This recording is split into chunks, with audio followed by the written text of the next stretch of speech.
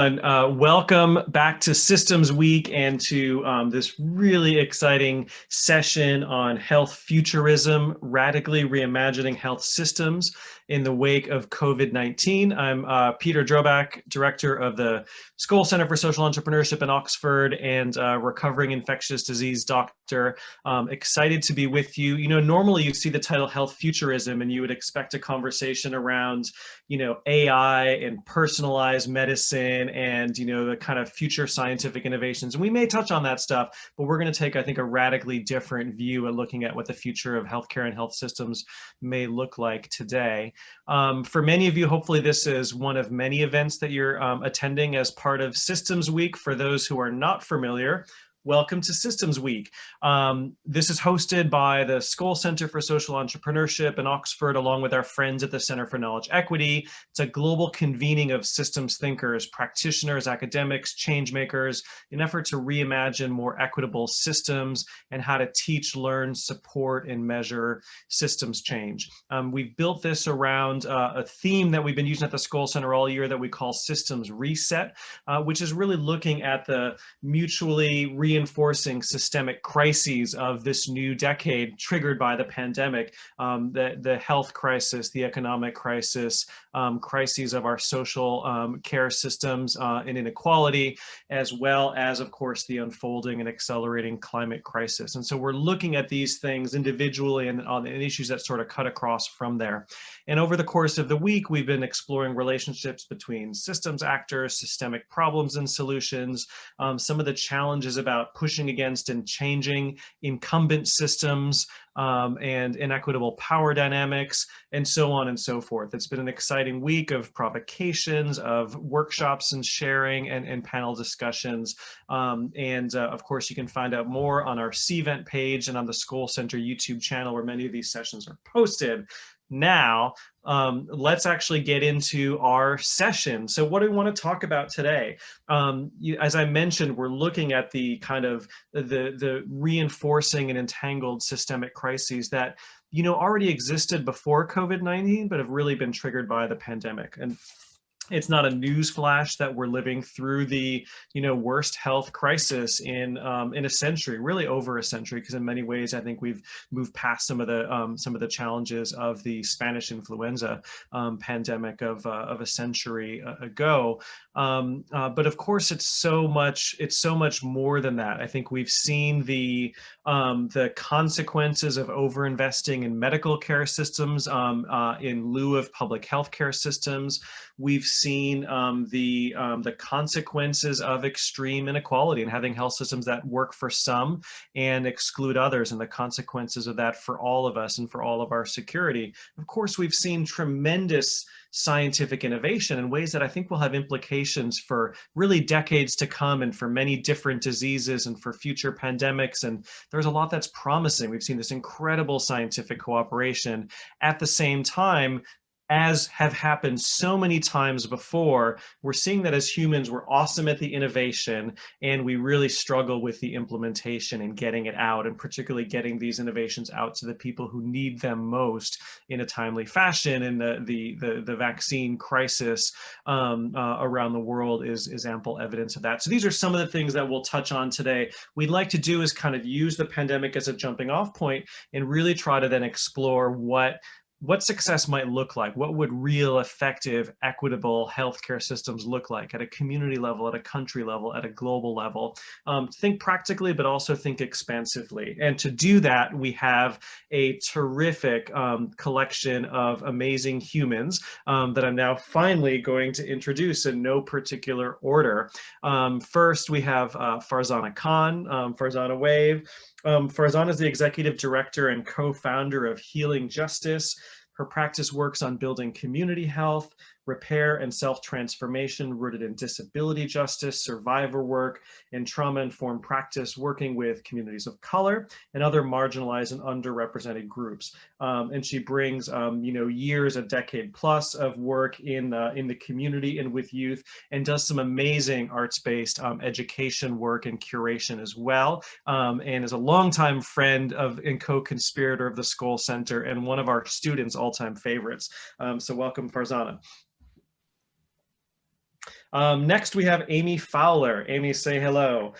She's the Director of Vaccine Programs at NextLeaf. In that capacity, she provides leadership and overall strategic direction for NextLeaf's vaccine program, which protects the vaccine supply for 1 in 10 babies born on Earth every year. And we all know how important vaccines are suddenly, right? She works with a global team to ensure countries have access to the data they need to equitably and effectively and equitably deliver potent vaccines. Amy's also worked with USAID and actually recently was supporting USAID's work in Italy on the COVID response.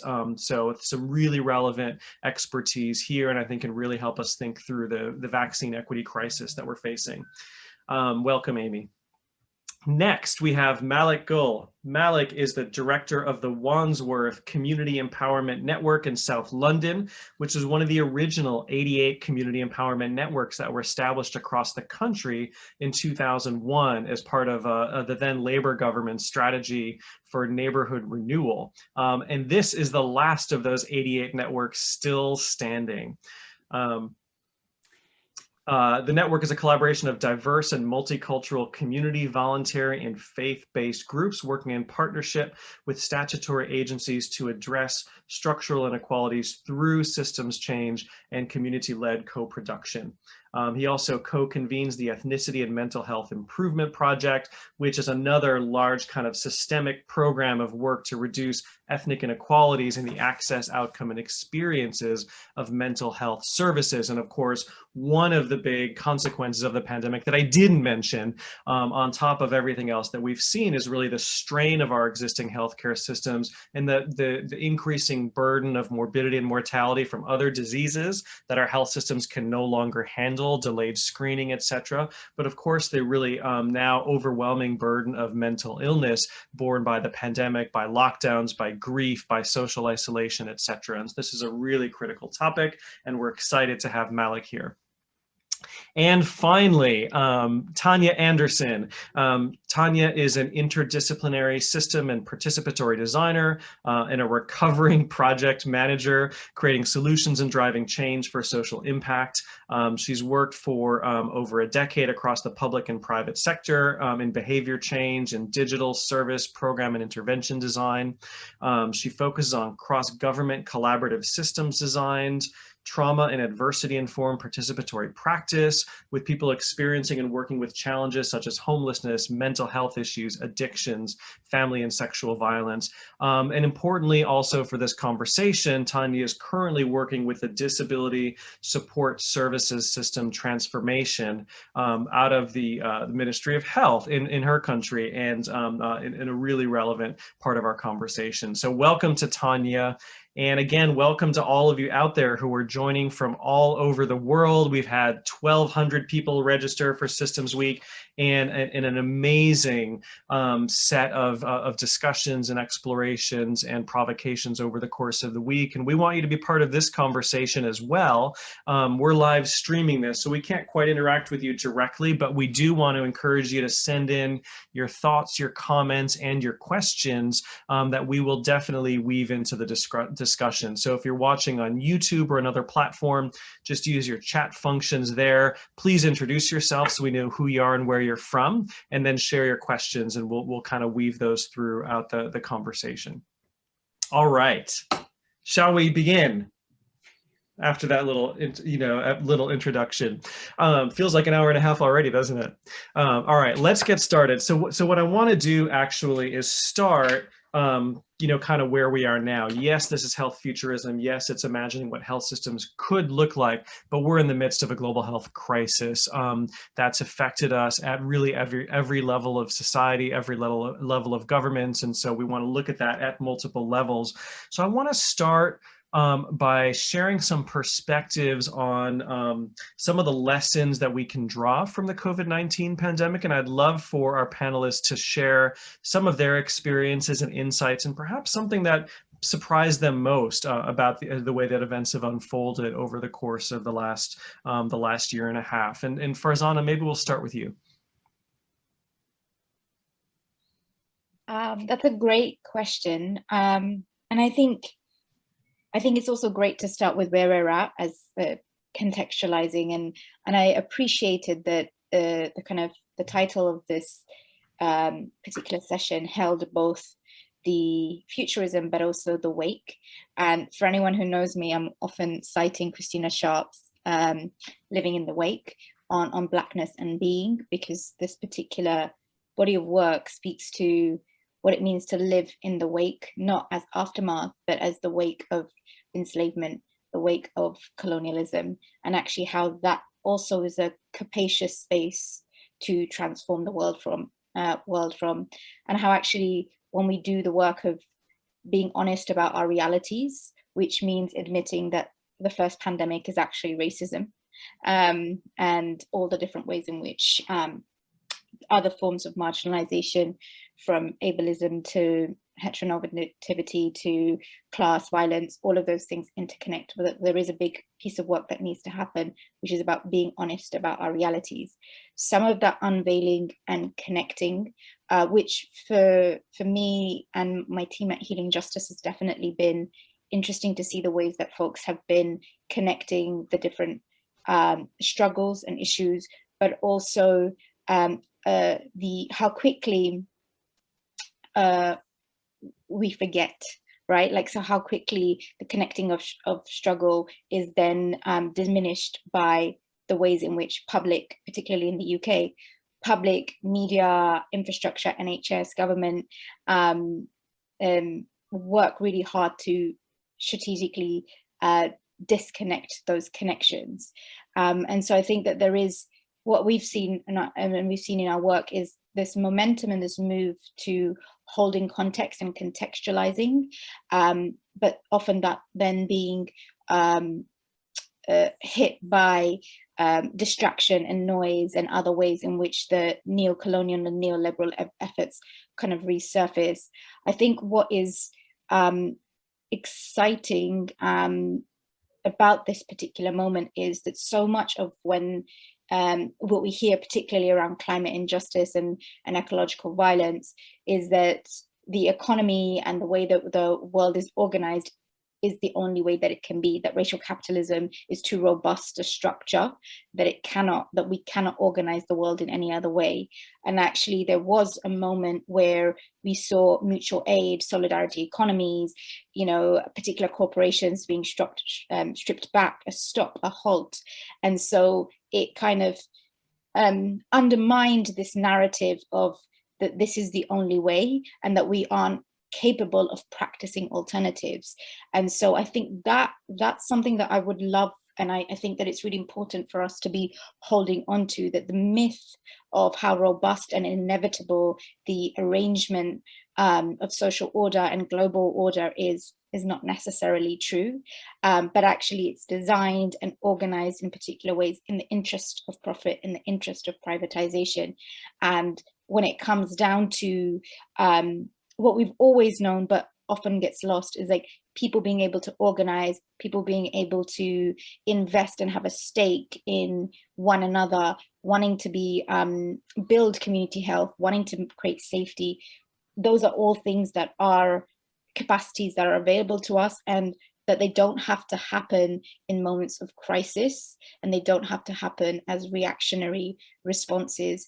And I think that undermining is a really powerful piece that we need to be harnessing right now. Yes, I think I'll kind of park there because I'd love to hear the different takes from other folks, but maybe that's a place to kind of open up from. It's a great jumping off point. Thank you. And I think that, so much about, I think the last year has, has put the lie to, the notion that the systems are the way they are because they have to be that way, because it's the best way. And I think you mentioned neocolonialism, and I think back to March of 2020, when the Deputy Chief Medical Officer here in the UK, Jenny Harries, was asked why the UK, which was abandoning testing and basically giving up on even trying to contain this, this new virus, was not following World Health Organization's guidance. And what she said was, WHO's for poor countries, we give WHO our expertise, we give WHO our funding, but we don't need their advice, basically. And you look at the way that we've seen tremendous responses from places like Rwanda, like Vietnam, like Senegal, and as well as at community level, whereas places, you know, that were the best resourced and should be the best prepared have also really failed. And I think that there is a moment when we expose some of the lies of the way that we've been organized. Malik, I wonder if you want to either build on that or, you know, kind of give your opening salvo on reflections from the last year and maybe surprises. Thank you, Peter. Just picking up on what you said about Jenny Harries, which is really interesting. The Institute of Psychiatry, which is associated with an organization called SLAM, South London and Maudsley, the biggest NHS trust in the UK, which is not a million miles away from me in South London. And it also has a similar kind of attitude that we're going to export good mental health to third world countries, that we're going to go to the Middle East and we're going to go to Africa and we're going to go around the world. And they are. And they're erecting these huge kind of mental health programs over there. But of course, what's really telling is on the doorstep of SLAM is some of the greatest inequalities in mental health in all of England, on the doorstep of the Institute of Psychiatry, in places like, you know, Camberwell, Walworth, Brixton, Peckham.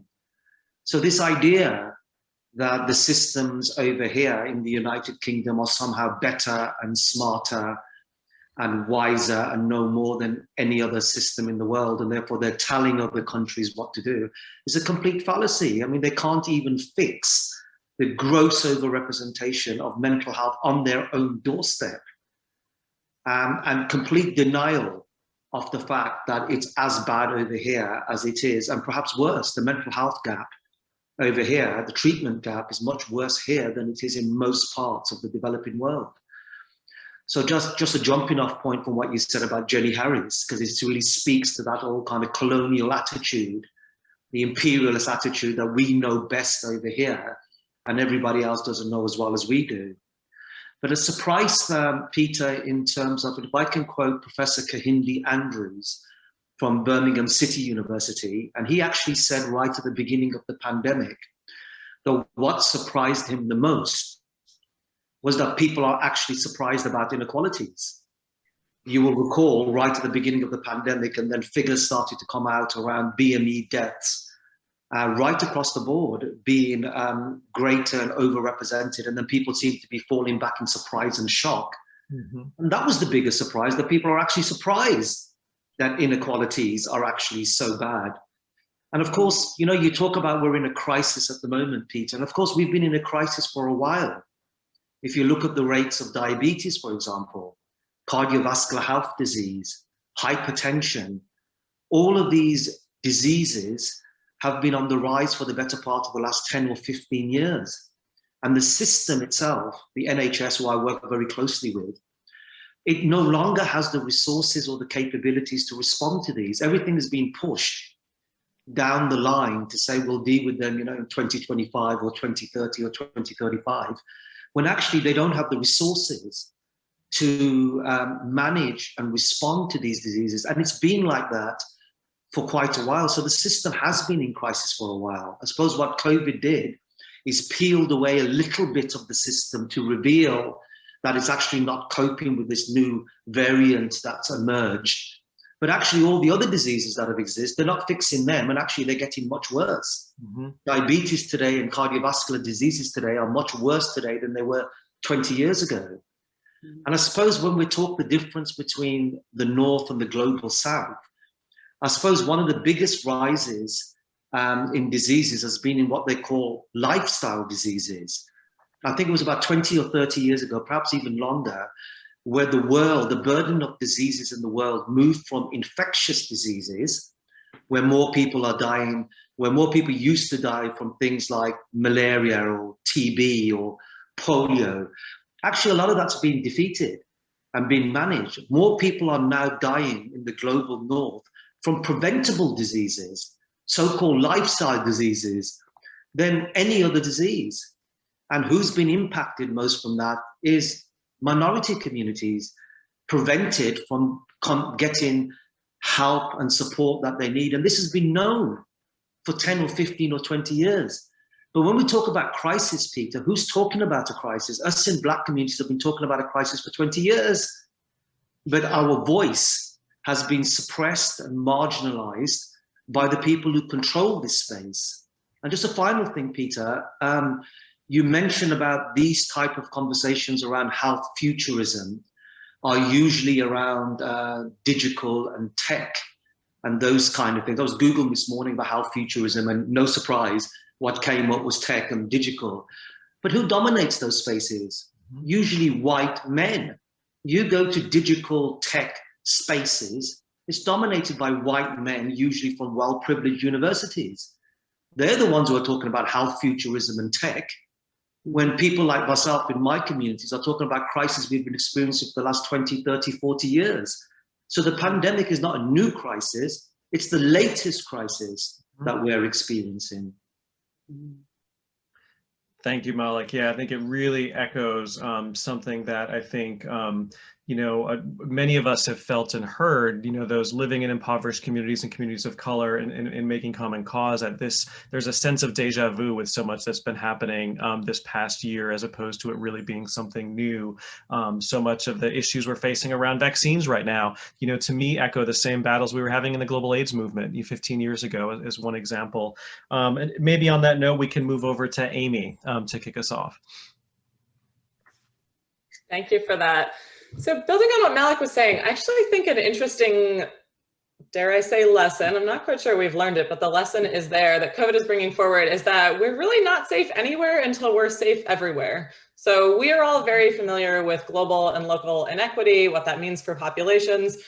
COVID is tearing right through that. It has shown no boundaries. It has really not followed what the WHO would have predicted in terms of strong health systems, country capacity to respond to the disease. You pointed out a number of countries that have done really impressive work that, for example, my country could perhaps learn from. I'm here in the US, and we have suffered quite badly, along with many others.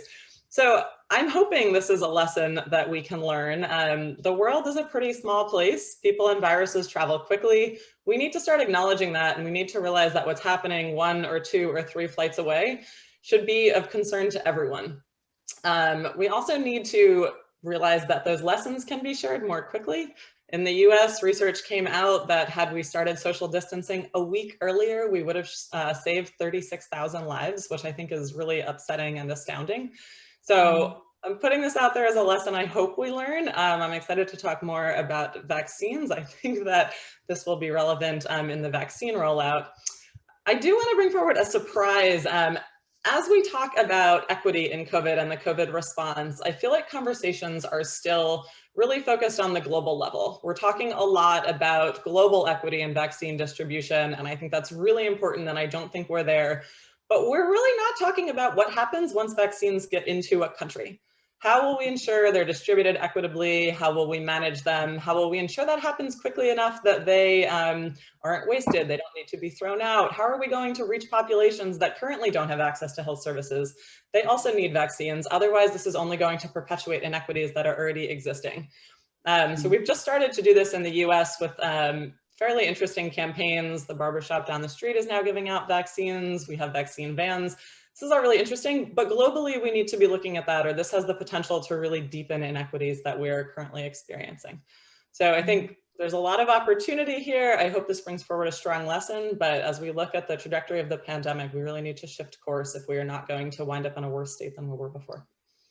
Thanks, Amy. And your last point really emphasized this gap between innovation and implementation. I think if you look at the U.S., actually, there was this Operation Warp Speed. That's actually pretty amazing policy to fund and accelerate this remarkable vaccine development. And there was no plan for actually the rollout of vaccines at all. It was sort of just like, make it, and then they will come, and somehow magic will happen.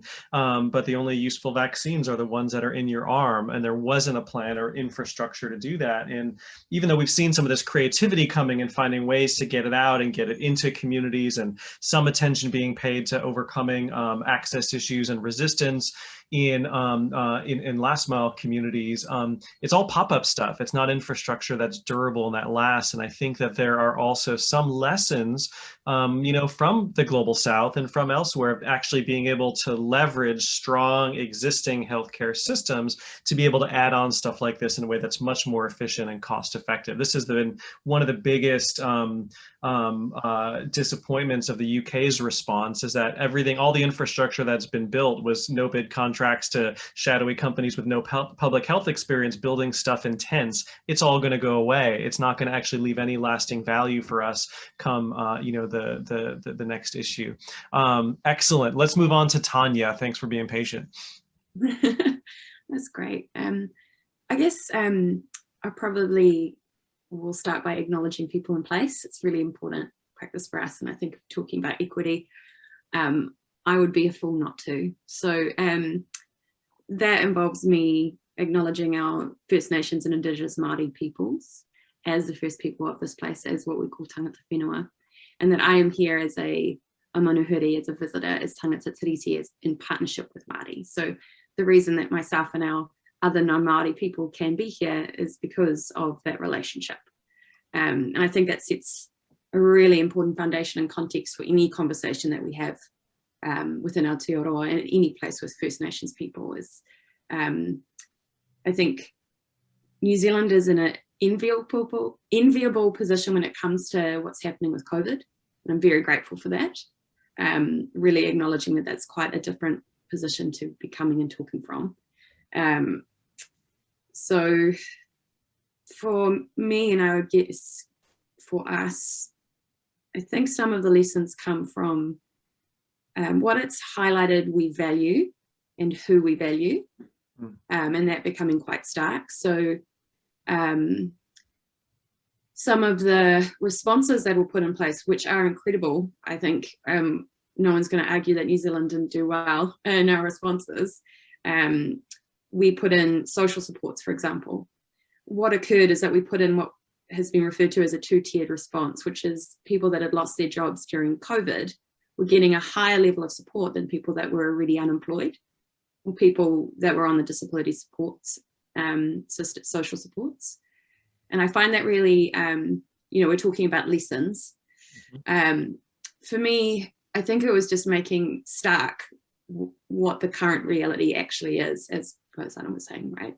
Is these things were known, particularly by those of us operating in these spaces. We know that that's what the values are, but the systems and the people in those things being able to see that and address that and even recognize that that's happening. And I guess I wasn't surprised by that. As I said, right, like those of us that work in the space, particularly advocates, are like, well, excuse my language, like, no shit, Sherlock, we knew that. But the question now becomes like, how do we respond to that? And how do we not go back into that collective forgetting that I think Faizana was mentioning, right, which we're all really in public service quite good at. The systems are really good at being like, oh, we figured this great thing out, and then forgetting. And the same is true for our disabled support system, where during that period of time, something that communities have been advocating for literally decades, some people's entire lifetimes, was able to be stood up with almost a week, so that people could have flexibility around how they were utilising support, so they have some choice and control in their lives. So something that we've been trying to figure out as a system how to respond to, and writing policy documents and so on and so forth, was switched on, and then the argument became, how do we not switch it off again? And that was that thing, right? It's like, how are we actually, well, if this is a positive outcome, and it is, and it's actually starting to contribute to equity for disabled people to have choice and control in their lives, why would we turn it off again? But this is the thing, right? Like the how we revert to defaults and the kind of inertia that occurs in systems is because we kind of carry these paradigms with us everywhere we go. I think as well, like within a week, if not two, anyone who's experiencing homelessness was housed. And we talk about a housing crisis and a homelessness crisis, but again, we can switch it on. But it's the choices that we make and what we prioritize, right? would make really explicit the values that we actually hold. And I think often when we're doing system changey, transformation-y things, we're often at that surface, and it's actually getting into those, what we actually value and who we value and how we do that, that we don't often really get to the crunchy bits of. And so, yeah, I guess what I'm hopeful for is that we don't lose sight of those things. And I think I really like that framing around, it shows the myth of not being able to solve these problems. You know, we talk about wicked problems and they're intractable and like unsolvable, but so much of this happens so quickly, you know. So yeah, I try to be optimistic, I guess. Thank you. Yeah, I think you're right. We could put a person on the moon. We can invent a new vaccine, trial it, and get it all in 11 months. We can make homelessness disappear in a week or two. You know, what can't we do if we really put our mind to it? And thank you for your evocative language. I think get to the crunchy bit should be the hashtag for this session. What time is it, by the way, where you are, Tanya? I mean, it's 5 here in the UK. It is currently 4 o'clock in the morning. Oh my goodness. Well, you deserve the gold star for staying awake to be with us, today. So let's build on that and getting at the crunchy bits and trying to, you know, solve some of these wicked issues. We have a great comment from Joanne in Toronto that talks about her vision of what health futurism means. She says, health futurism means equal access to health globally from both prevention and cure perspectives. Health futurism also means health for both human beings and for Earth nature. And that's another dimension that we haven't quite touched on yet, is the linkages between human health and animal and environmental health, issues around climate and climate justice and the way that's already impacting human health. And of course, you know, not least because, you know, with globalization, urbanization, climate change, we're seeing an acceleration in the leaps of zoonotic infectious diseases, pathogens moving from animals to humans, which means the next threat always could be around the corner. So we talked a lot about equity and health equity. Maybe let's talk about kind of what that means to us. And I'd love to start to talk about what steps we could start taking right now in the midst of, you know, kind of this crisis. Well, at least there's attention to problems that have been invisible for a long time. What steps can we take now in the hopefully the recovery or eventual recovery phase from this pandemic to try to build systems that are more equitable? Who wants to go first? I don't want to just keep going around in order. Let's make this a bit more free-flowing and interactive. Malik. Yeah, can I talk a little bit about power and about systems? In the global north, the health system is organized around doctors and nurses. It's organized around hospitals and GPs, A&E, sometimes police gets involved, but essentially it's around doctors and nurses that it's organized. Very, very different to the global south, where the idea of task shifting, because the infrastructure is not the same as in the north, so therefore you're relying on local people, elders, community facilitators, lay people in communities to kind of do a lot of the kind of early intervention and prevention work. I suppose what we've learned in our work in South London is that a typical part of London will have many, many complex systems within the system. The local church, for example, or the Somali Women's Network down the road, these are complex systems. They're complex adaptive systems. They adapt and they shape and they move around according to the environment which they're in. So therefore, how do we move forward in terms of having a better equitable distribution of health is how do you enable the systems outside the doctors and nurses system, which is actually just a tiny system. And the global south know about all of this already. It's actually a very, very tiny system, but it dominates and holds power within itself. And the work that we're doing in South London is we're identifying churches, mosques, temples, women's groups, community networks, the estate where my office is, and unlocking the people from within these organizations to be on the front line of early help and support. And again, I have to say, Peter, we know about this from the global south already. And again, there's this colonial imperial attitude here in the West that actually we don't need people. doctors and nurses can do it all. We need institutions, we need doctors, we need people in white coats to do this stuff. When actually, if you look at the inequalities within London or most of our inner cities, they're hugely disproportionate. So how do we unlock people's capabilities to do things for themselves in the places where they already meet? And the reason why we don't do that, in my experience, is because the power to make those investment decisions are held by a very, very narrow elite group of mainly white people who don't have the lived experience of discrimination, inequalities, poverty, and all those other things that mess up our health. So I think the question of poverty, I know Farzana does a lot of work around the idea of power and who has power. I think the questions come down to power. Our future is going to be determined by those who hold power, understand power, how to get power, and how to exercise power. That's how I think our health systems, our health improvement can be generated, by who controls power. So much to unpack there. Farzana, you want to pick up on that? Yeah, I think there's some really great points that Malik has touched on. I guess what I would, when we're thinking about, you know, what we need,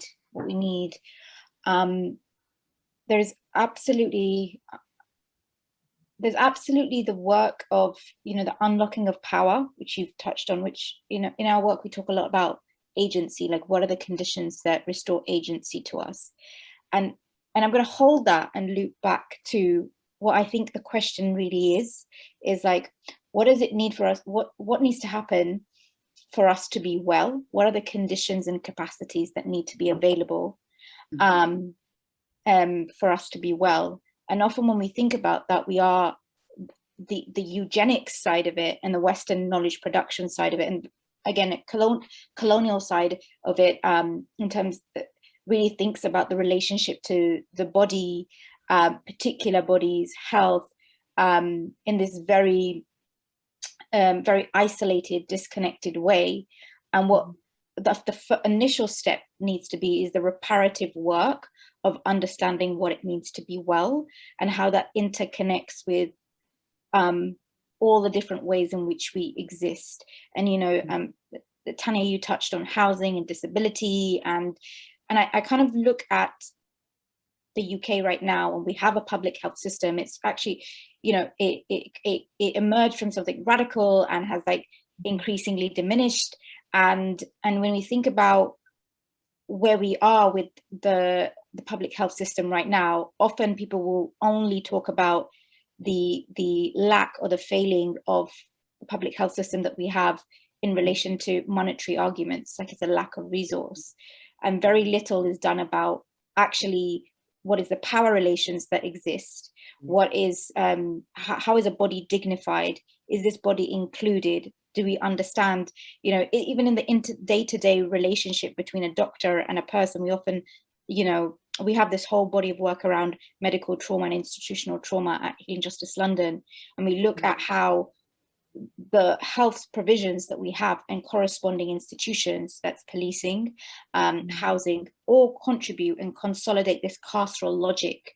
And so unless we're unpacking and unless we're interrogating and undoing the entire framework of what it means to be well, set by the WHO, which Malik touched upon, we're not going to be moving forward, and we'll just be recycling the same processes. And then I think that loops us back to, okay, then who determines what the infrastructure, the structural justice will look like, and who has the capacity to do it? It's not just really about who has a seat at the table.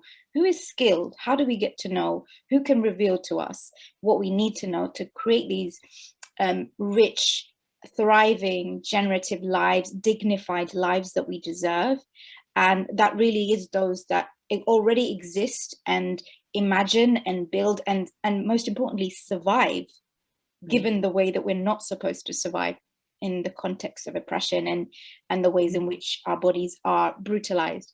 So I think that then means that investment, both monetary, but also in terms of power, but also in terms of like the deep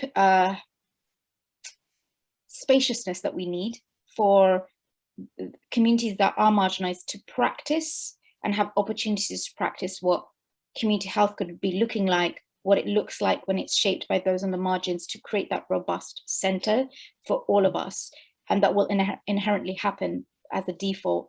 And I think this is where for me, when you'd invited us in the previous question, on the question of, the lessons, I think what is so exciting, and it's been building traction over the last decade, is the abolition and disability justice frameworks, because at the core of both of them is the politicization around the survivability and sustainability of our lives. And I think those are crucial points, and the lives that are not supposed to live. And so if we're taking the abolition framework of what is the apparatus that contributes to our unsurvivability, and then we look at the disability justice which politicize how we design to live and live well, it's a phenomenal moment to be in. And so, I think that those are things that we need to be building and getting skilled at. It's not a copy and paste moment. It's not tools. It's really about the capacities we build and the bandwidth we build within ourselves to travel towards those futures, because it's lifelong, and it's liberation practice really at the heart of it. I want to come back to the how, and we will, later in the session, but just to build on the kind of who has the capacity, not just a seat at the table thing. I think community health workers, as Malik mentioned, are such a great example of that. A lot of my global health workers have been rooted in medical anthropology and notions of structural violence, another way of, institutional trauma that you had mentioned, as well as actually liberation theology. And, the work of community health workers is a phenomenal example of kind of this notion of knowledge equity that's kind of run through a lot of our conversations this week, that, as doctors and nurses and the kind of medical establishment, we're really good at dealing with microbial pathogens, but not social pathogens. And community health workers are an example of folks who have, lived and practiced expertise that is tremendously useful and as valuable, if not more valuable, than the sort of thing that a doctor may bring. And we've seen this in our work all over the world. In fact, a community health program that some of my former colleagues brought from Haiti, from rural Haiti, to treat drug-resistant tuberculosis, back to a big Harvard teaching hospital in Boston to help support folks with chronic diseases from heart failure to AIDS and multiple other, chronic and social conditions, save $50,000 per person per year, as well as saving a lot of suffering and a lot of lives. And so it's just an example of kind of what's possible when you broaden your frame around who has the capability and actually make space for, for change to come from different places. Okay, sorry, that was a little soapbox. Let's keep moving, but I do want to come back to the how. Tanya or Amy? I might jump in there because there's so much. Sorry, Amy. So much in there, and really kind of spawned a conversation. And I think it also, when we're thinking then about capacity and capability, and thinking of the distinction between those things, right? And thinking of lived experience as an expertise alongside others, and how we elevate and embed that in the work, and realize that systems are experienced, right? They're not some esoteric thing that exists in some Platonian life, that they're real, and it's people's lives. And so then there's something about us fundamentally shifting what we determine knowledge to be, what we value as knowledge, and reckoning with, and sort of Malik probably alluded to, and then also in our previous conversations, the institutional things that are going on that are predetermining what we value.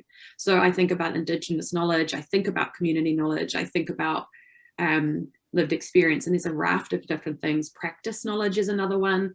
We have systems, and we talk about the health system, and as you're saying, actually the majority of determinants for health sit outside of what we think of as the health system. So I'm not quite sure what it actually is, but I'm not sure it's a health system. So if we're actually looking at what creates wellness for people, we're having to take a very different lens. And sometimes I think what that leads us to is getting overwhelmed and trying to understand everything for everyone. And actually what I think is helpful in navigating complexity is coming back into building community capacity and capability, because that's where the systems are.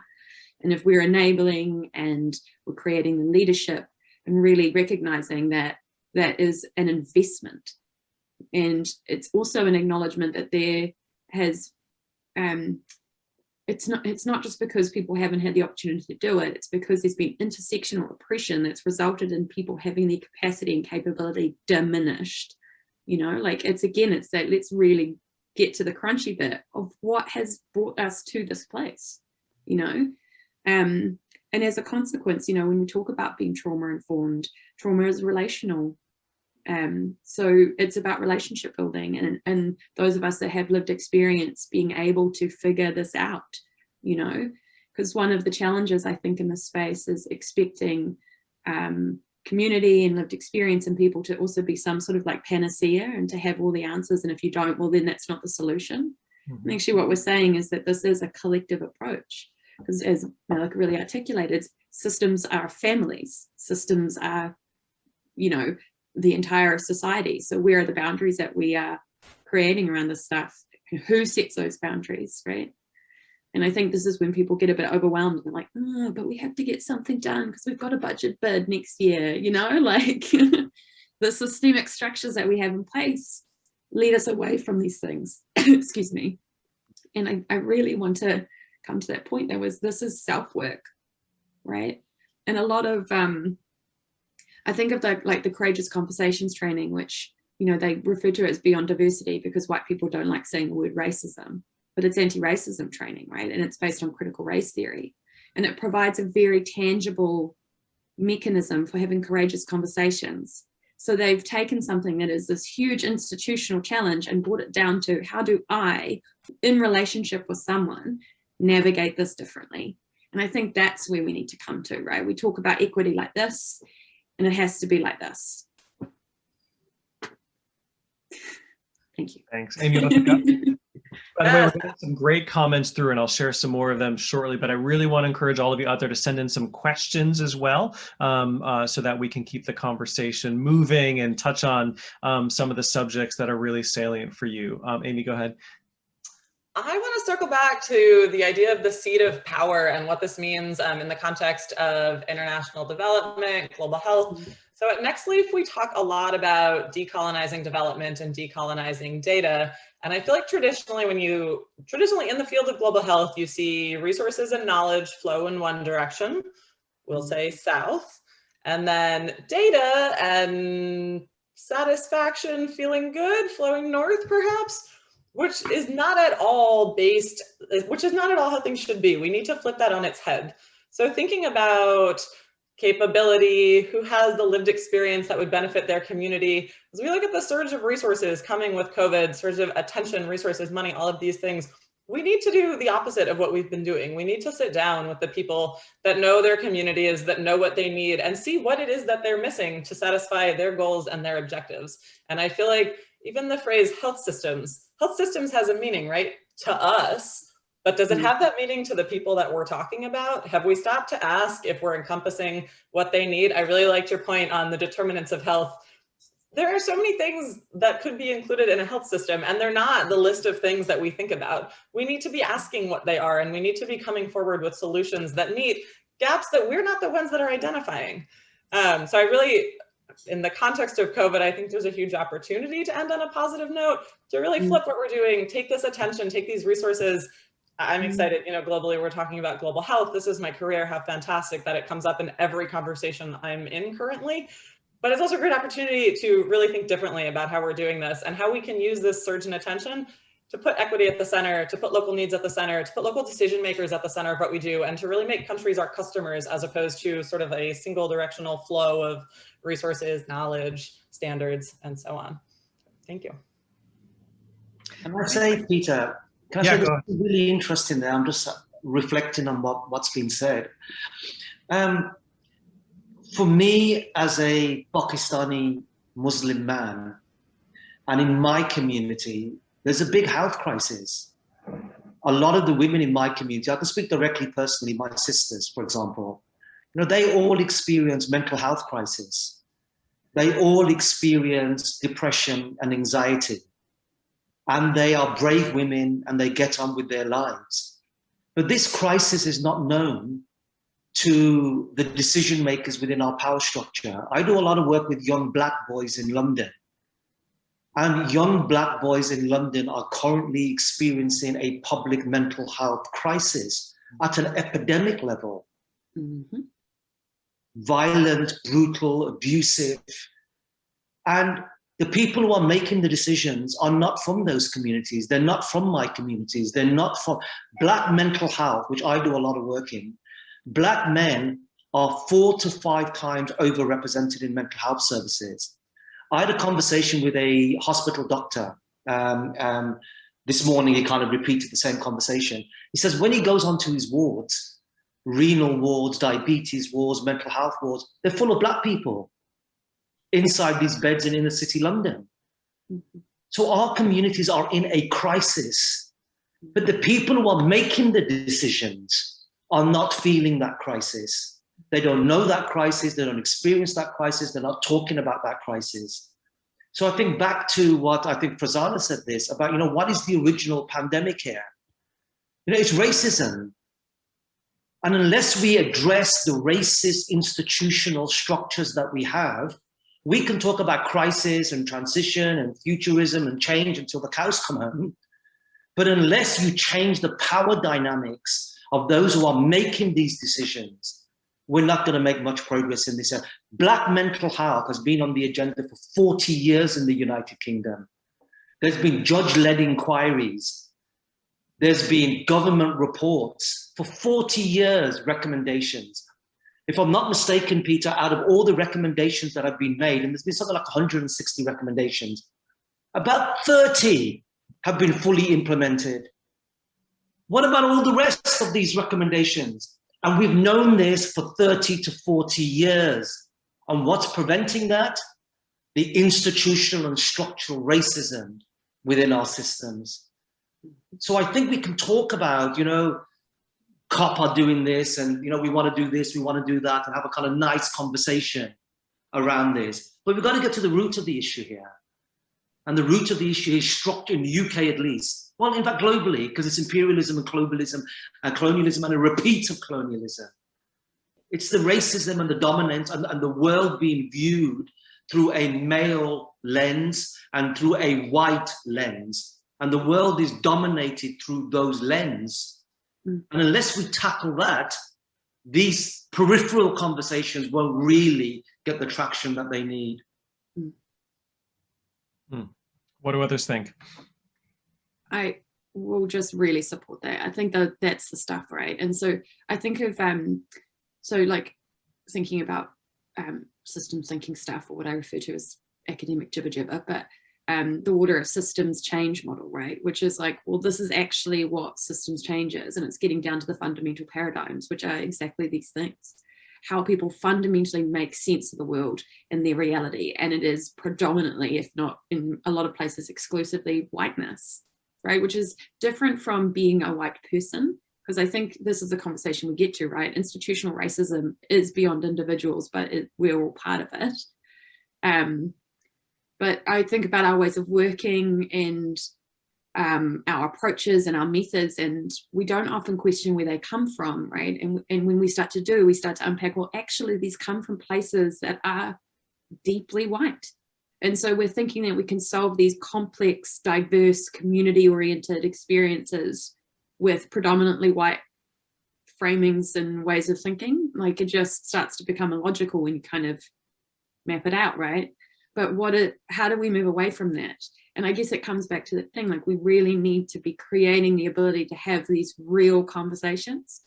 Because and I wonder if it touches on that thing that we're good at innovation, but not implementation, right? Because we get to sit around and think of all the joyful, wonderful things, and we draw the pretty pictures of what people's life will look like.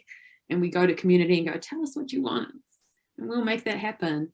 And then when it comes to actually dealing with it, you start coming up against this stuff, and we don't know how to name it, and we don't have any tools to deal with it. So it becomes too hard, so we revert to the default, In Aotearoa, so, I mean, colonialism is alive and well, right? That's why we're talking about decolonization. And we talk about it like this as something that's like nice to achieve, but we don't get to the point where, well, what does it actually mean for me? What does it mean today in our work? And I guess distinguishing that from indigenization, which is actually that empowering people and communities to lead their own, right? And so what we refer to here is rangatiratanga, which is sovereignty over self.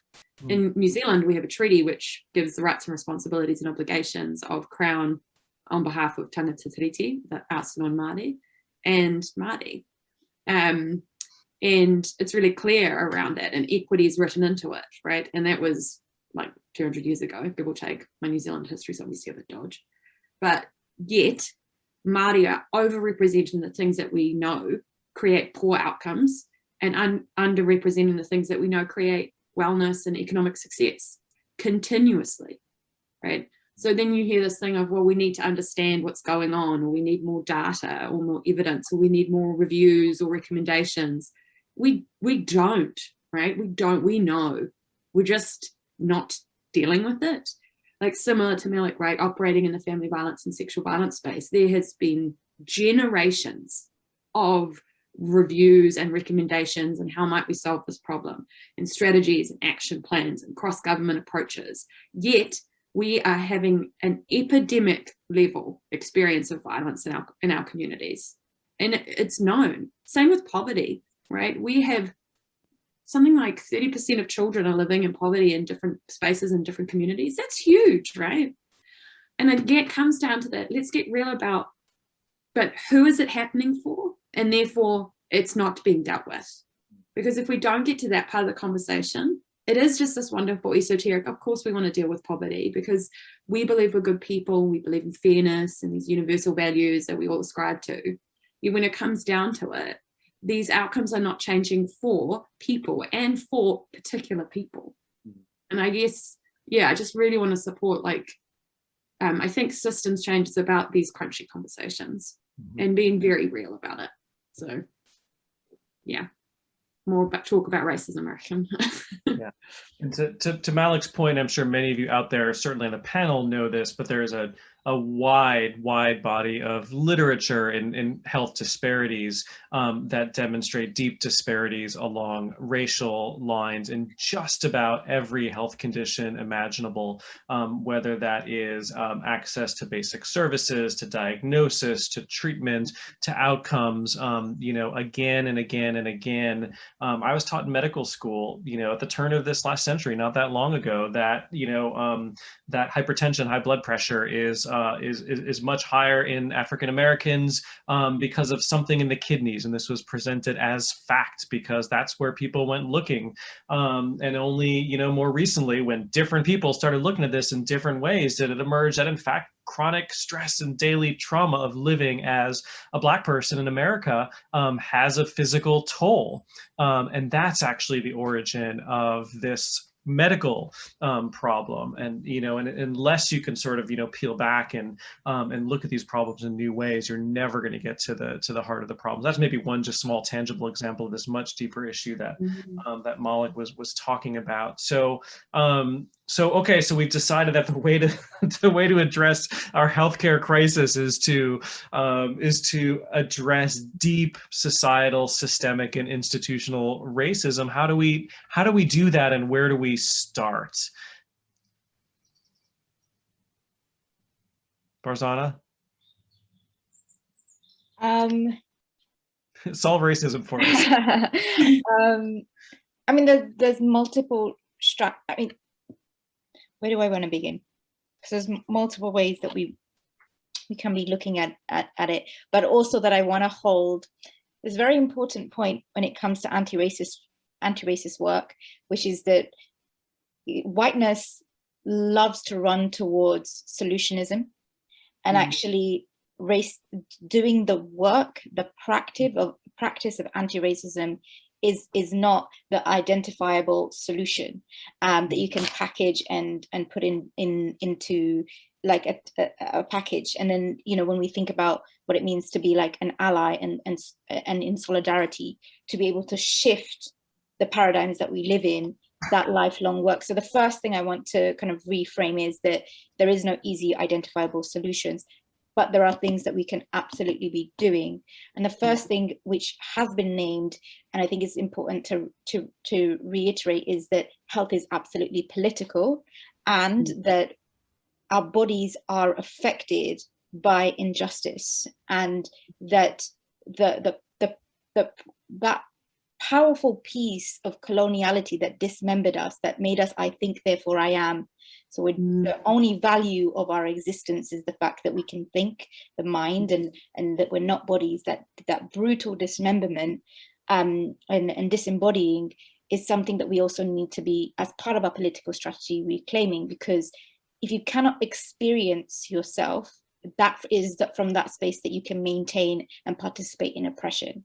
The oppressor does not experience itself. And if you move from the logic of the body doesn't exist, then you can continue, as racial capitalism does, as gentrification does, as gender-based and sexual violence does, brutalize and harm bodies.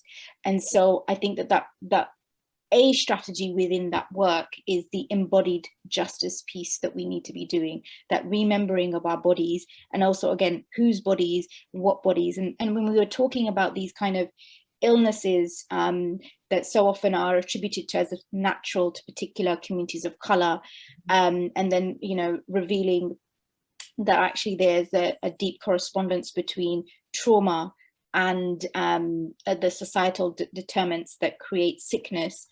I think the other side of kind of really sitting with how we are made sick is that we've known this, and then there's a piece around what I've called in pieces of my own work as someone who lives with chronic sickness, the politics of pain.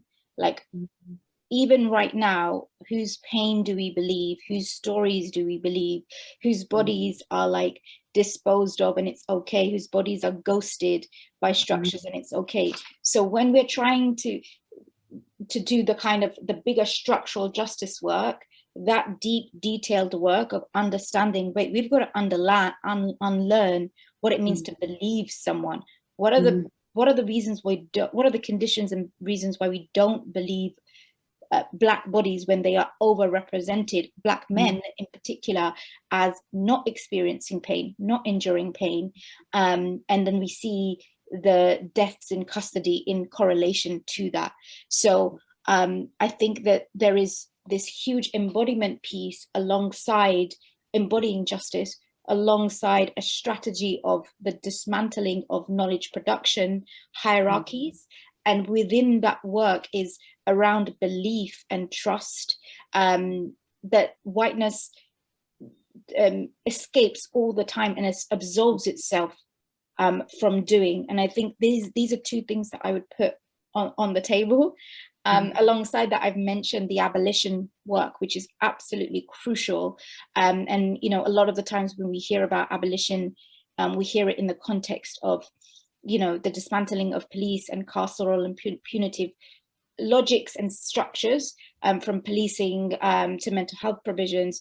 But the other side of abolition is the meaningful presence of infrastructure, the infrastructure that allows us to be well, like community health. It's community health that actually makes us safe, that actually keeps us well. In moments of distress, you don't need to be policed. You actually need the support to create de-escalation, and so that piece of what abolition offers us, of building the infrastructures of care, of ecologies of care, of support, of mutual aid, solidarity networks, however people want to describe it, with a non-punitive way of being, that we don't resort to punishment and criminalization, in particular the criminalization of the ways in which people grieve and cope to the very issues that they are being oppressed by. So abolition is absolutely a key tool that we need to be invested in, and particularly the both of those things that we are called to attend to, the dismantling of policing in every part of our lives, and where that emerges from, which is a racist standpoint, but also then the leading and the building of infrastructure. Again, I've mentioned disability justice. I think that's absolutely central, because disability justice is the framework by which we are engaging with which bodies matter, which bodies are valued, which bodies are desired, because desirability is a key part. And Mia Mingus does some incredible work around this, so I recommend folks looking at that. Alongside this, I think that this work, when we talk about healing justice, we use this phrase, we create capacity for transformation and transformative justice. And what I mean by transformative justice is the skills we're developing to be able to enable these futures in very tacit and real ways, not as like another abstract theory. So how we're getting skilled at it, and when we are thinking about a transformative justice model, then we're really thinking about what is the ways that we practice safety and health with one another in an everyday sense. What's the accountability we're building? What are the ways in which safety and health are felt memories? And that includes everything from healthy child development and all the infrastructure that needs to be put in place, to supporting parents, to environmental justice. What is the conditions in which someone grows up in, access to land, quality of food and water, all of those things become necessitate our capacity to participate in transformative justice practice. And the last thing I would say, which always gets lost, is that the only way we can realize any of this without getting abstract, and it's actually, comes from a trauma-informed perspective, is that when we feel agency, especially as people who have been stripped of agency, as patients, as people who are marginalized, when we access agency and the capacity and the resourcing is there to feel agency, we are of consequence. So what we do in the world has impact and matters, and we see that, and that's reinforced. But to feel into that, one thing that we have to be able to touch into is our imagination, our ability to vision and dream, and critically dream outside of the oppression that we exist in. Otherwise we recreate the same structures. So the cultural strategy that is needed, the muscle that is trauma informed, that brings us to the safety to be able to dream, because if you feel unsafe and you're struggling from day to day, whether you're going to live or not, that capacity to dream and vision is drastically diminished, whilst you're also in real time surviving and dreaming outside of those structures. So that's the other piece that I really want to throw in the space. How are we investing in the imagination and the imaginary that is led by those who exist and survive and innovate and dream? And it's not the white imagination or any of the kind of normative structures we currently experience. I'll park here. I think that's quite a lot. I'm hearing lots of noddings and murmurations of agreement. Who wants to pick up? Can I say, Peter, just on the dreaming that Farzana talked about? As Farzana was talking about dreaming, the Patti Smith song came to mind. I was dreaming in my dreaming. And that song, of course, many of us will know, people have the power. People have power. And what I noticed in my work, what I've emerged in my work, what I've felt in my work is that people have power. It's just that people don't know they have power, and people are told they don't have power, and people feel disempowered. But people have power. We have power. And one of the things about the house, a lot of the work I do around health is actually not centered in health. It's actually coming from the social movement theories about how do we build social movements. And once we start to get our local churches and our mosques and our temples, and you have to remember within these communities, our Somali Women's Network, there are people within these communities that are powerful. They are powerful within their own communities, but they don't fully understand their power in civic space. They understand their power as the imam of the mosque, but they don't understand the power of the imam in the mosque and what power does that hold in civic space, because they're excluded from civic space. They're not allowed to enter into that space. So around us, where I am here in South London, there's incredibly powerful people. I meet them every single day. The football coach in Battersea Park who's got 50 kids playing soccer. And he tells them, come out, we're playing a game today. They're all out playing the game. He's powerful. The imam is powerful. The leader of the Somali women's group down the road, she is powerful. What we need to do is get these architectures of power together into the same space. And I think in an area like Wandsworth or an inner city area, in fact, most cities in the world, those architectures are fragmented. The system keeps them fragmented and keeps itself organized. But once we start building systems of power, who's got the power? Let's bring them together into an architecture of power. And this architecture also has its hard infrastructure. Just like the health system has got its GP surgeries and its hospitals, this system of community architecture has its mosques, its temples, its football groups, its community centers, its community halls. Let's build an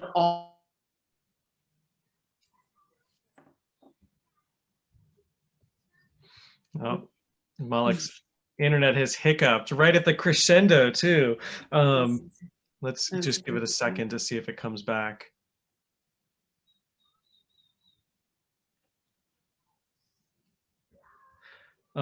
Let's keep moving on. And really powerful, concepts around that. And I think back to oh, he's dropped off. Hopefully Malik will come back. The most liberating social theory that I've ever read and studied and often teach is the social construction of reality.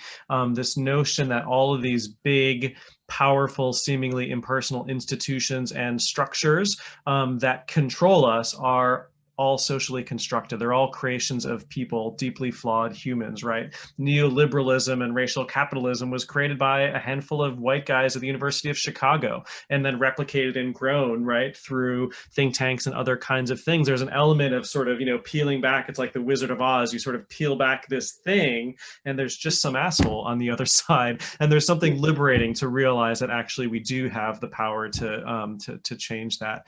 Can I yeah, go ahead. Because I think there's something really important in that, right? And I think it's recognizing that we're probably all the asshole. So one of the things that we suffer from, right, is, I don't know, Peter Senge says there's no blame in systems, right? There is responsibility. So, and there's a distinction there. So I know that I can be as much of a cantankerous ass as anyone else, and I can perpetrate these problems as much as anyone else. So there's this thing in systems, if I can recognize that I'm part of the problem, I can look and frame this differently. And I think that then resonates with what Pisana was saying around like whiteness driving us to solutionizing. And actually a large part of what we're looking to do is probably, and I say this because I'm operating within the public service, right, is fundamentally reimagine what that actually means to be in service of people. And so this comment around social movement, I think, is really critical, because it's a fundamentally different way of thinking what the public service is.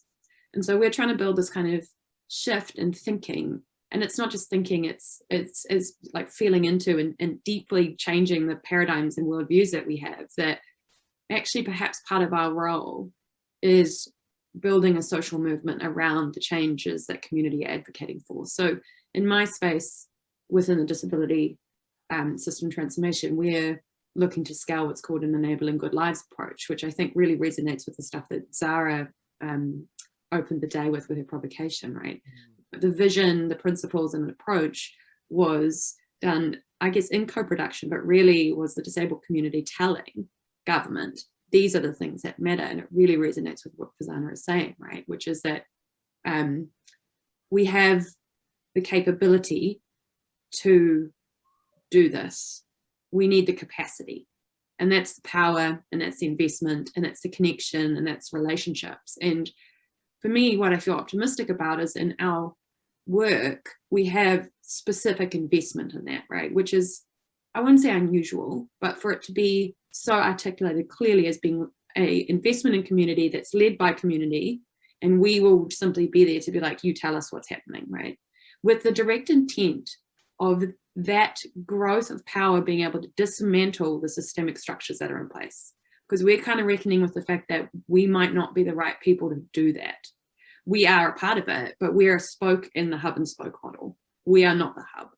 And how we reimagine ourselves, not just from that kind of top level of stuff around policies and resource flows and regulatory frameworks, which are part of the story, right?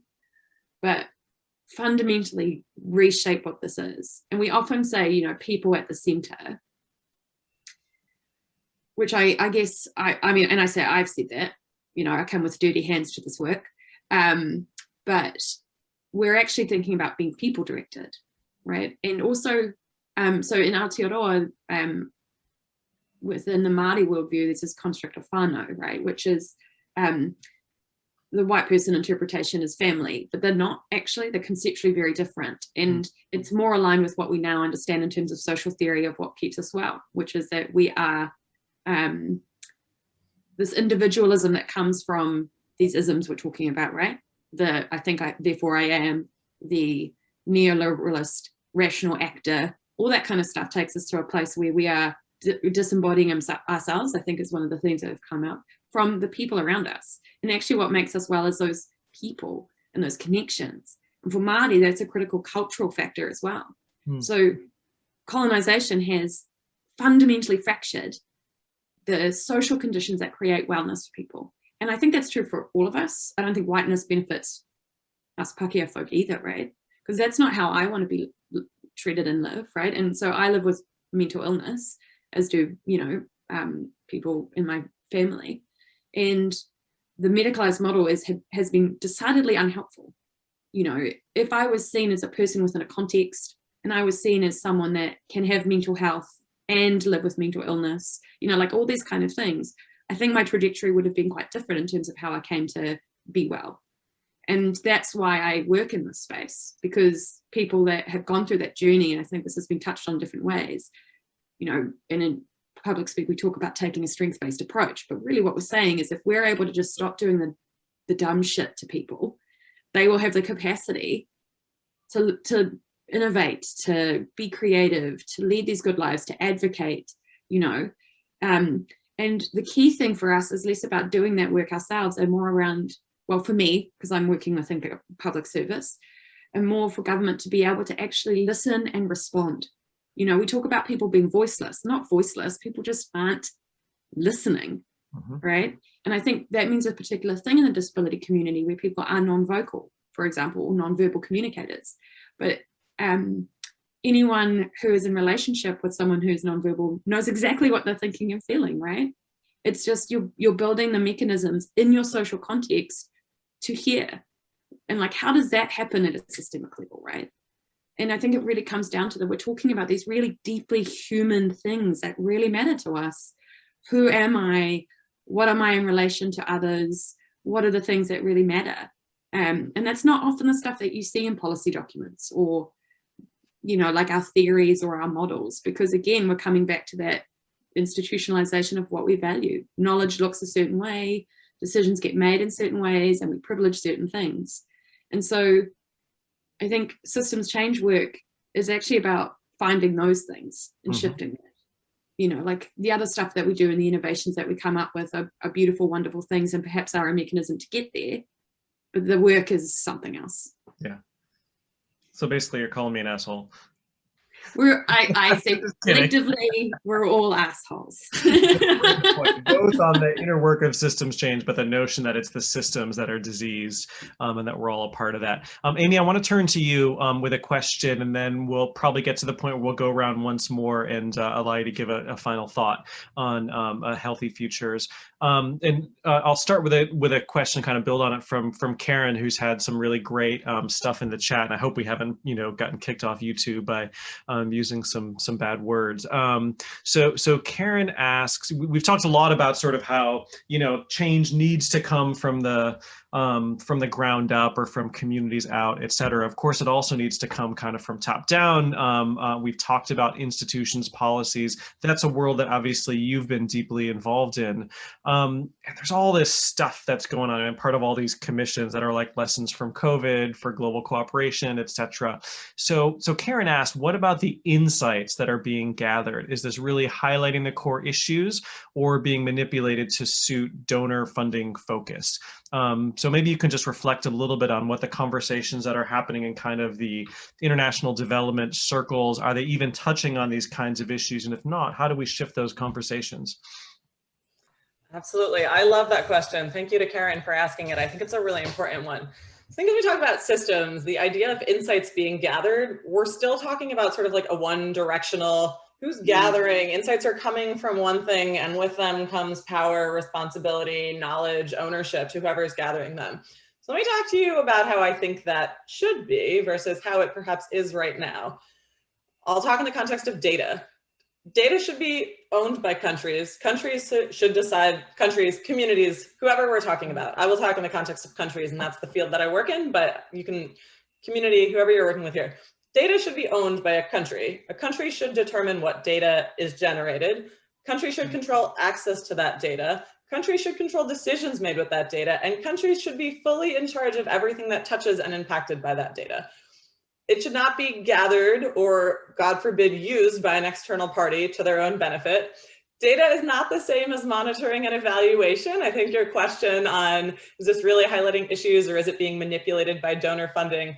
If data equates to monitoring and evaluation, that is not at all serving the population with which we are working. It should not be used to justify existence. It should not be used to justify funding. It should be used to work with communities and countries to address the issues they've identified and serve their needs. And I think to relate this to the conversation on systems, systems in many places exist to consolidate power. And if we think about flow of insights, flow of data, if they're flowing to the center of the hub and spoke here, that's a consolidation, and systems really should be used to distribute power. We need to make sure there's space for the powerful soccer coach to share his opinion and share his perspectives. And the burden shouldn't necessarily be on the soccer coach or on the imam. I'm not taking away their autonomy and agency to use their voice, they absolutely should. But if the system is there making that incredibly difficult, we're doing this wrong. So I will say, as a white woman, many people listening, many in this room, the responsibility on those of us working in this field is to redistribute and make sure that those voices are coming across clearly. People should be empowered, equipped, using their own capacity to solve their problems with whatever resources, gaps, assistance can be brought forward from others that may add value to that. There should not be a one-directional flow. Expertise should not flow in one direction, and insights should not be gathered. I feel like I have a very strong visual of like insights flowing in one way, which is not a good one. So I will pause there. I think we should break our systems. I think we should be really talking about who else needs to be at the table and what we can all be doing to make sure that their voices are there. Mm-hmm. Awesome, thank you. So in our last 8 minutes, we want to leave a couple of minutes to see what Zuhura has come up with, who's been visually scribing this incredible conversation. I keep taking notes myself with all these, kind of magic turns of phrase and ideas that that I'm hearing from all of you, and then I'm realizing actually Zuhura's got it covered. But before we do that, I want to just give you all space to offer a closing thought. Take that wherever you want, but maybe put us on the trajectory of building the kind of healthy future we want, or what you want to see into the world, or where we go next. Who wants to go first? Final thoughts. Malik. Yeah, I apologize that there was some outage earlier on. I think I might have disappeared for a while. Apologies for that. The only thing I wanted to add, just directly answering to your question, allyship. There's people like us in this room and many others on this call and many other hundreds and thousands of people everywhere who are thinking and wanting to do what we want to do. And I think that in addition to collective architectures of power, and I think we can do that fundamentally through systems building.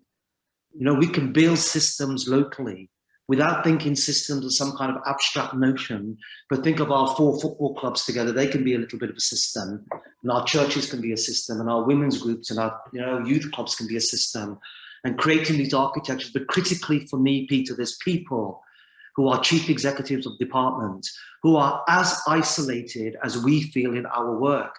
I work with a lot of chief executives across London, and they're probably the most isolated people within their own organizations.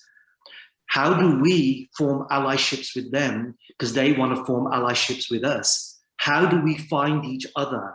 Because we're everywhere. We are the many, but we just don't see each other and we don't know where we are. We found each other today and it's been a blessing. But there are people like us everywhere. So how do we find these allies?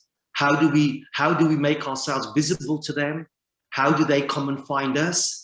Collectively, we then start to shape the better futures that we want.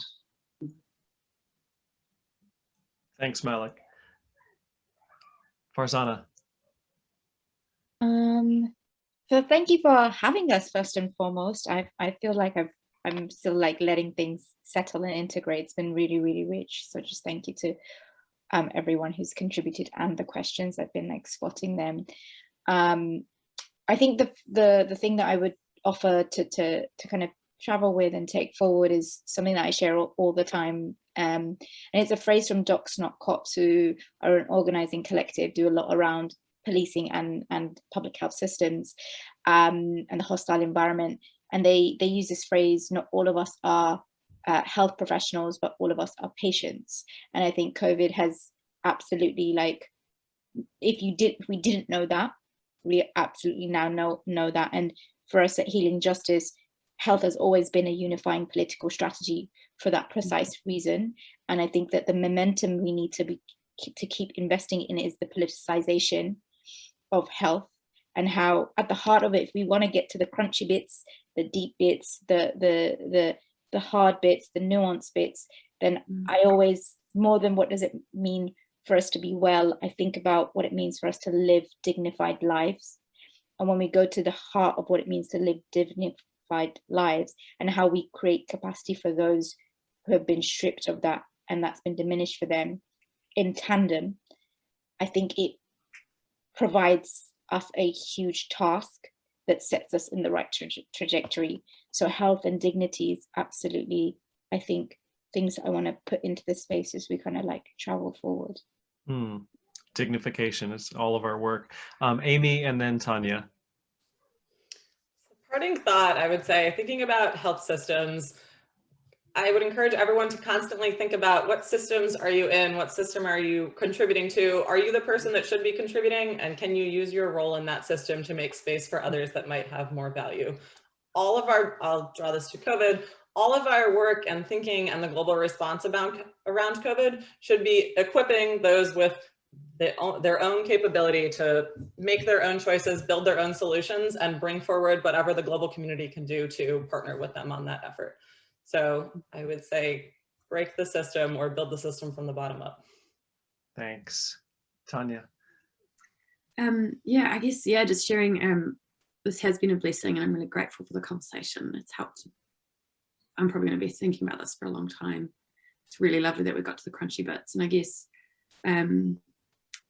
something that I guess has come up for me is this concept in New Zealand of whanaungatanga. So it's a Māori term for the relationship and kinship. So within the Māori worldview, everything is interconnected. There is no separation between us, the world that we live in, whenua. The word for land is the same as the word for birth. So, you know, like it's this deeply interconnected worldview. And whanaungatanga includes the word o, which means me, whānau, which is what I was talking about around these are the people in my life that give me my identity and make me who I am. And tanga means the act of. And I think what that fundamentally shifted for me is that I think within my very white worldview, relationships are something that are good or bad. And actually what this speaks to is that there are relationships. And then there is a nature of that relationship. We are connected. It exists. So I think that to me comes up a bit when what Malik was saying is that there are humans out there that, you know, like we might feel really isolated, but we're not. And it also talks about like seeing people, whoever they are, whether they're CEs perpetrating the things that we think are terrible, as people. They are the O within the whānau, within our relationship building. Because I think, you know, change happens at the pace of trust. And if we all just focus on building relationships and trust, I think what we're reckoning with is that that's actually the work, because people can do this, you know, and we learn that by engaging with, you know, people and communities, and not as engagements as inputs into my processes, but fundamentally realizing that that is what we mean when we say systems. And I think, yeah, I'm also just really grateful that it's nice to connect with people on that global scale that are kind of having these conversations and thinking that way. And thank you so much for sharing your learnings with me. It's, yeah, a wonderful experience. Thank you, Tanya. Thank you, all of you. Zuhura?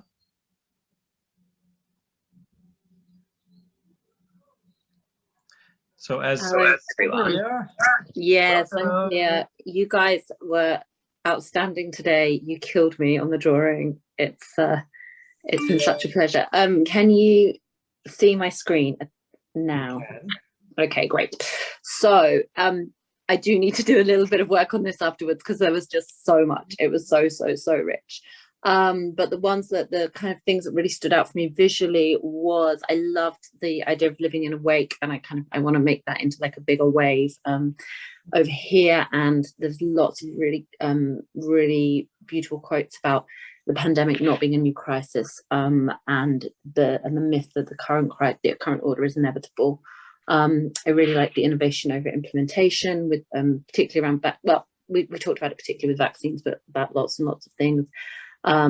Who's holding on to power and broadening ideas of who knows and who and what do we value. This kind of area down here as kind of all really interrelated things. I'm going to do something more with the arrow there. I really like let's get to the crunchy conversations. And then there was some really powerful stuff about racism, kind of getting into like ourselves. And so I spent a bit of time on kind of like a cells and the roots down there, and rushing to solutionize. And so then the central piece is the DNA strand, but it kind of is going to get interwoven with memory, systems, trauma, and environment. I'm going to add those little bits in afterwards. And then over here, I have lots of stuff about whose bodies and imagination, dreams, and being well. And then up here, I'm going to have the communities of architecture and the data piece that we just had relatively recently. So that's currently kind of note form, but the arrows are going to be flowing outwards about data, and they're going to be flowing like around this like community of power, the football coaches and the women's groups and the imams and all of those. And then I want to get Tanya's Maori word, but I want to put it, I want to get it correct. So I just put a note up there for there. And then this piece was I really enjoyed the kind of dismantling and meaningful infrastructure, and according to who and what does it mean to be well. So I kind of I wanted that to look a little bit like a fingerprint, which was the kind of the idea behind that pattern. So yeah, a little bit more work to do, but it was it was amazing. So thank you so much. That's fantastic. Amazing. I want that on my wall. I want that on my wall. Beautiful. Yeah, you'll all get a copy for it. Makes me feel almost clever. Amazing. Listen, we're going to have to leave it there. This has been such a stimulating and important conversation. It's probably the most unique conversation on the future of health that I've ever had. So to Malik, Amy, Tanya, and Farzana, deepest gratitude for being with us today. Thanks to Zahura, Jessica, Zainab, and Lydia and the school team, and to all of you out there. Thanks for being with us today and for participating in the conversation. Systems Week continues tomorrow. We've got a session on teaching and learning systems practice and systems change that I'll be a part of. There's a session tomorrow later in the day on knowledge equity. And on Friday, we'll be broadcasting the global final of our Map the System competition and program, in which teams of tertiary students from all over the world have been getting to the crunchy bits of issues that they care about in their communities. And we're going to hear from some of them. So please join us, and thanks for being here today.